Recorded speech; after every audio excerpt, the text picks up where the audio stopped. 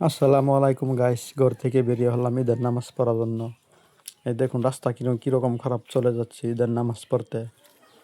আমি যাচ্ছি এবং আমার ছেলে আছে আমার সাথে, এই ছেলেকে দেখাচ্ছে। এই দেখুন ছেলে, এই দেখুন আমার একমাত্র বাবু, আমার এই দেখুন আমার সাথে বাপ বেটা একসাথে নামাজ পড়তে যাচ্ছি। আপনারা সবাই দোয়া করবেন।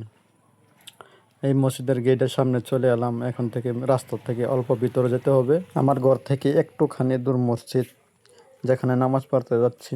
এই দেখুন আমার আগে কতগুলো মানুষ, পিছনেও আমার মানুষ আছে।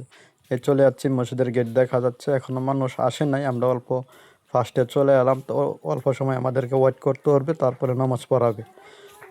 এই আমার বাবু আমার আগে আগে চলছে। এই ঢুকে পড়লাম মসজিদে, এখনো মানুষ আসে নাই। এই মানুষ এসে গেছে। মসজিদে ইমাম সাহেব নামাজ কিভাবে পড়বে সেটা বোঝাচ্ছে, ভালো করে বোঝাচ্ছে কিভাবে পড়তে হয় নামাজটা।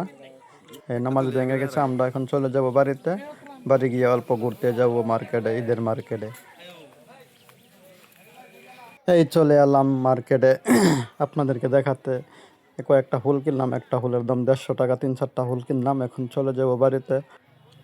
আজকের জন্য ভিডিও শেষ। আশা করছি আপনাদের ভিডিওটা ভালো লাগছে। অবশ্যই আমাকে ফলো দিয়ে রাখবেন, একটা লাইক একটা শেয়ার করে দেবেন, আমাকে একটু সাপোর্ট করবেন, তাহলে আমি আপনাদেরকে সাপোর্ট করতে পারবো। ঈদ মুবারক সবাইকে।